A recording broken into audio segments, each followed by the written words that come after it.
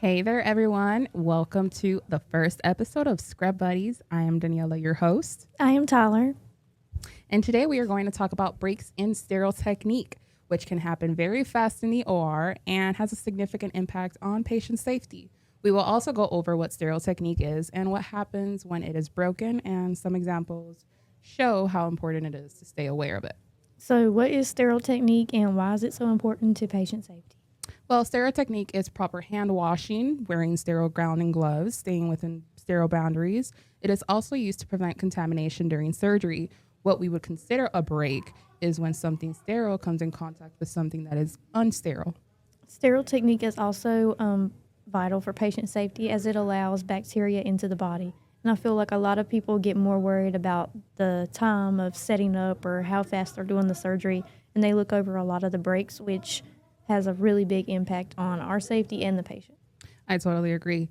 Our skin forms as a barrier, and once that barrier is broken, it initially impacts the patient's safety, and it could also lead to longer hospital stays, even a potential second surgery, a delayed healing time, and simply a surgical site infection. Yeah, the smallest mistakes really do hold the biggest impact on the patient. That's why knowing even just the little basics of sterile technique before entering the OR is very crucial. So now let's share some knowledge on sterile boundaries. So the front of our gown from the chest to the waist is considered sterile. Anything below the waist is considered unsterile. Staying within our sterile boundaries is important and sometimes can seem impossible with everything going on in the room. This is why your surgical conscience comes into place. You will also have sales rep helping you with what the surgeon will need for the surgery and nurses giving you medications and supplies at the same time, which is why you also have to stay very vigilant. I remember my first week of clinicals, I was helping throw off the cords, and I raised my hand up like way over my head, and I remember hitting the light, and I just felt like so embarrassed because I think it was like our first week, so it was just like, I really don't know nothing. So it was like, do I speak up? Do I not say anything? But then I thought, like, what if that was me or somebody I knew that was on that table? So speak up and don't be scared to speak up because you always have to do the right thing. I feel you. I feel the same exact way. Patient safety should be held at the highest standard. I remember I was doing a case, and before I even placed my instrument tray onto my sterile field, I checked it, and there was no indicator. And you know what that means. When in doubt, you throw it out. So it may seem small, but you can't assume. So not in this career. Now that we've talked a little bit about sterile techniques and sterile boundaries, let's really dive into it.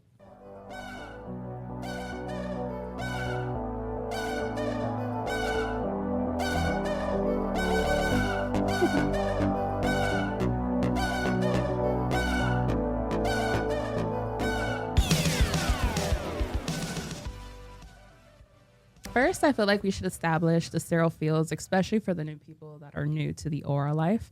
Sterile fields can only be touched by sterile people. This will be the patient when they are fully draped on the OR bed, the back table, or the Mayo stand where all the instruments and supplies are located at. One thing to always do is keep your sterile field in sight and do not turn your back. This way you know that nothing was contaminated, nobody walked by it and their jacket touched it. Going back to the sterile boundaries, knowing what part of yourselves are considered sterile is important as a beginner as well. So always know the basics before you go in there, every time. Keeping our hands above your waist and below your chest, anything above or below these points are considered unsterile. Knowing that anything below the waist is unsterile is very important because if an instrument falls or gets dropped or goes below, that is automatically unsterile and you cannot use that. And if you do use that, the patient could get a surgical site infection. Sterile people will obviously be in the room, such as nurses, CRNAs, and sometimes rep. Always remember that there is a 12-inch rule, so you never want an unsterile person or unsterile item 12 inches near your sterile field. Now you know some of the basics of sterile technique. We want to talk about some breaks in sterile technique and give you some examples of breaks and what to do when that happens. As students, it can be hard to grasp staying sterile because you are so used to touching your face when you have an itch or a cough, and you won't even realize until it's too late. And by then, it's already a domino effect. Yeah, I can say that I do have this problem where I like to pull my hands up close to my face so that I'm not like contaminating myself, but I'm also getting so close to my mask that I am contaminated and I'm not really realizing what I'm doing. So like if you have to cough, don't turn your face like away from the field. Always just cough. Don't put your hand up to your mouth, just cough. And if you have an itch, you're just going to have to hold out because you cannot break sterile technique. You have to keep patient safety in the back of your head all the time. This is where speaking up is very important and comes into place, and also having a very good surgical conscience. You also need to speak up immediately and let the circulator know or the surgeon know that you contaminated your gloves so that you could get a new pair. Yes, and you always want to politely ask your circulator to grab you another pair. Always make sure you tell her the size because she may not know, and make sure that she throws the contaminated items in the trash. Don't put them on your back table. Don't put them in your basin because you might need it. So just always make sure that you do that. The circulator will open you gloves. You're just going to grab them and you're going to re-glove yourself and continue the surgery because you don't have time to break out and re-scrub and do it all over. So another example of break-in sterile technique is when a sterile person walks by your sterile field. They have a jacket on, they touched your table, now your table's a goner. Another example of a break-in sterile technique is when an unsterile person walks by your field and let's say that they have a jacket on and the corner of the jacket touches your basin that's sitting on your ring stand. Because that person is unsterile, their jacket is obviously unsterile, so now your basin is unsterile. So you cannot use that. You cannot put nothing in it. Don't touch it because you're going to contaminate yourself. So just politely ask the circulator in the room to grab you another one, and you're just going to have to be patient and get one. And then when they have taken it, they can either throw it out or they can move it to the corner of the room so that way it doesn't have a chance of contaminating anything else in the room. And we also like to give one more example before we bring out our special guest. This one may seem a little bit more difficult as an unsterile person is walking around the room or the CST is setting up for the case and they run into each other. The nurse has contaminated the CST's whole gown, so you must immediately stop and do not touch anything. Now, what can we do to stay sterile but to take all the contaminated stuff off? So the unsterile person will untie the sterile person from the back. They're going to put their hands out and kind of lean over, and the unsterile person will grab them at the shoulders and pull down. As they're pulling down, you always want to try to make sure that their hands are not touching your arms because then you yourself will be unsterile. And like I said before, you don't have time to get out and scrub again because the surgeon could be in there. They could be pulling the patient in the room. You never know. So just always try to be fast and always think of doing things the easy way. Don't, work smarter, not harder. And like I mentioned earlier, that your skin forms is like a barrier of protection. If it touches your skin, you will have to re-scrub, and sometimes you will not have time for that. So keep your arms straight as they pull your gowns and gloves completely off. The unsterile person will open a new gown sterilely to the CST along with the gloves, and the CST will don their gown and glove. Always keep your sight on your sterile field. Be responsible by speaking up and fixing your breaks. Like I said, always think about patient safety just as much as your own safety. So now we do have a special guest that does have some experience in the OR setting. Woohoo! So everyone, welcome Miss Powell. Hey. So happy to be on Scrub Buddies. Yes. Of course. We are so glad that you came to talk to us today and answer some questions. Yeah. So what is the most common break-in sterile technique that you see as a student, and do they usually recognize that they have caused that break? So usually whenever I go watch my students, a lot of the times the biggest break that I ever see my students do is when they put their hands below the basin level or below the sterile field, whatever it may be. Like they let their hands drop to their waist, or they put their hands underneath their table whenever they're trying to move it. That's the big one. And sometimes, we teach everybody how to handle those issues, but when you're in the real world, sometimes it's a little bit harder to do those things, but that's the biggest one for me. Okay. I was going to say, that's definitely one that I do a lot. Mm-hmm. Yeah. I think everybody does it, though. Yeah.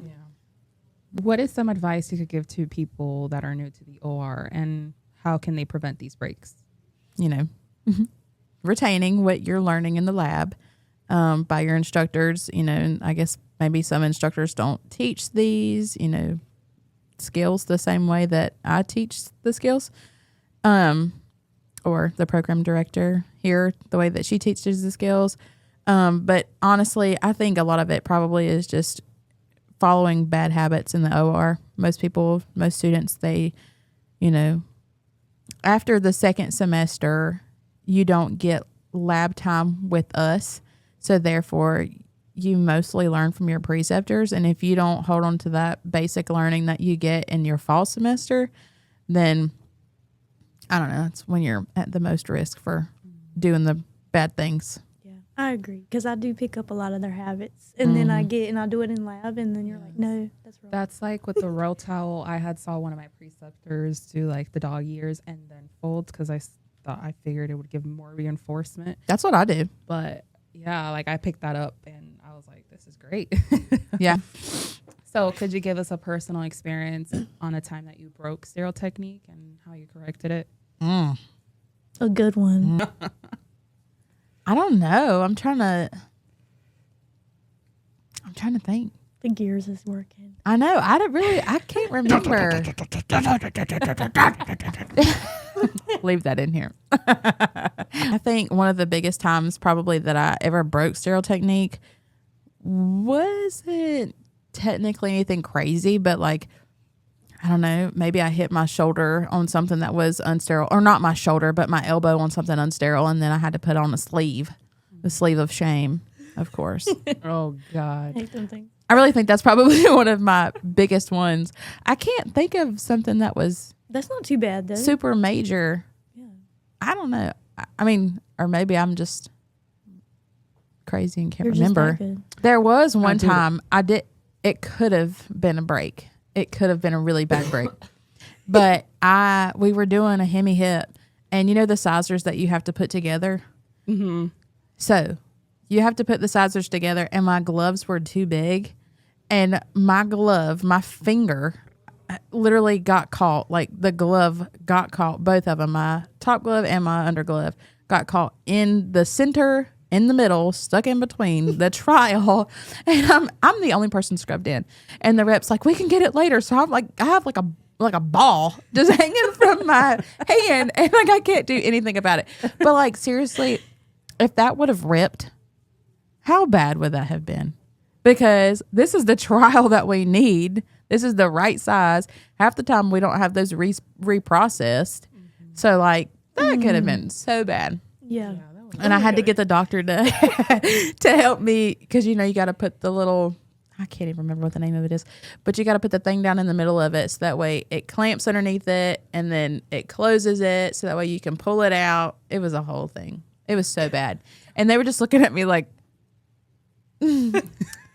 what are you doing? Who are you and why are you here? That's how I felt the day that you were in my room with Dr. Stallard. I'm so That sorry. It was like I couldn't find the needle. It was there, but I So couldn't. sorry. I was like looking, and I'm sure you guys saw the needle there, but I couldn't see it. I was blind. But yeah, I was trying to draw. Yeah, I sat local. there and I was like, it's right there. There. I just couldn't see it. And you were just like, it's okay though. It happens. I do that whenever I'm not prepared for a case. Like if they put me in like a trauma TFN, like the very first one, and I wasn't familiar with the set, and the rep was like, it's to the left. I'm going way over to the right. And it's like, what are you looking at? What actually are you looking at right now? And I'm like, this one, this one, this one. And he's like, to the left. And I was like, oh, okay. All right. I had one of the reps say, "Do you not even know how to use a drill?" Or what was it? Was it a drill? Yes, because I've never used a drill that used to, like, you have to screw. You know how like it expands. The chuck. Yes. Yeah. And I didn't know that that's what he meant. He was like, "You're gonna have to like, Yeah. Did you know that like the chuck key, they actually have that for real drills? Like it's not just no." these. Like it's literally for all drills. Like you can go get a Milwaukee drill and it's the same thing. I It's didn't know literally that. the same thing. Yeah. Like I go to feel Lowe's, go to your local Lowe's Yeah. and go get the drills. I feel like a lot of our instruments you could really buy at Lowe's, 100%. and they'll be all right. Yeah. Throw them in stairs. Exactly. Exactly. It's crazy. But anyways. Oh, y'all, I want to tell y'all this one time, week 1, okay, I was doing, I don't even remember what it was. I think it was an amputation. And, like, the pack came with the 3/4 sheet already in there. And, you just do it like the pack. Yeah. All right, well, not thinking, I touched it unsterilely. I don't went even home wa- and cried. I don't even- I was literally thinking, like, maybe I should just work at my job right now for the rest of my life. This be is a not for McDonald's me. manager. Yeah, for real. Okay, so what's your next question? What can you tell your younger, well, not younger, but I guess your younger surgical tech self as a student? What would you tell yourself now? Yeah. Listen to your teachers. I'm so serious. I'd be like 100% listen to your teacher a little bit more. My instructor, she's also very wonderful, and she taught us a lot of things. And I think, when you get into the clinical site, like, you want to be more like the people who are already working there, because you see their skills, like, you see what they're doing, and you're like, oh, they know what they're doing. Yeah. Well, my instructor knew exactly what she was doing, probably 10 times more than what the people, who I was learning from were doing, because I got asked to do a lot of sketchy stuff. As a And CST? that could have put me in like a predicament as a student. Yeah. Wow.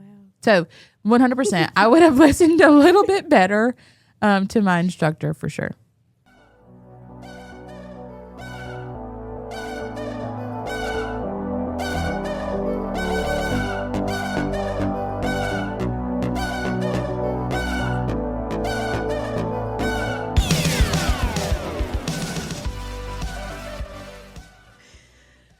Well, the time is approaching. So thank you, Miss Powell, for coming on to Scrub Buddies and answering our questions and giving us some of your knowledge. Thank you so much for having me. You are welcome. I'm glad to be a scrub buddy. Of course. You're always welcome. Yay. That's so exciting. And before we go, let's recap everything that we just talked about today on the show. You should be eating and breathing sterile technique basically by now. So We have gone over a little of sterile techniques, sterile boundaries. We've gave you some examples on breaks and how to fix them. So always keep the patient safety in mind. Anything above the chest or below the waist is unsterile. The back of your gown is unsterile. And remember, there is always a 12-inch rule, and anything that becomes sterile cannot touch things that are unsterile, or you are contaminated. and when in doubt, you throw it out. Throw it out. Sterile technique is so important. And as you enter the field and you leave school, you will forget some of the techniques that you were taught by your instructor and how to do things the right way. So do as your teacher says, and always remember that could be you on that table. So wouldn't you want sterile people and your surgeon to be doing the right thing for you when it's your surgery? Yeah. Always communicate breaks politely.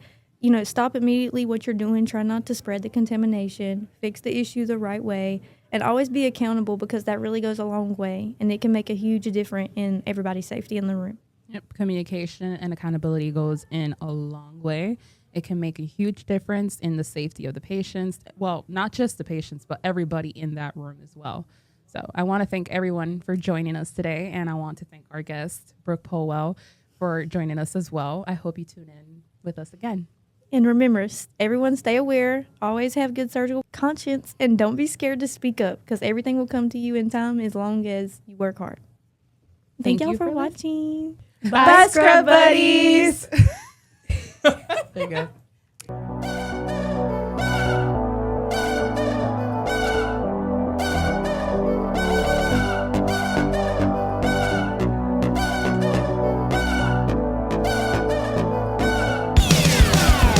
And I let me want. We sounded so alike. Yeah. That's what he sounds like. That is what it sounds like.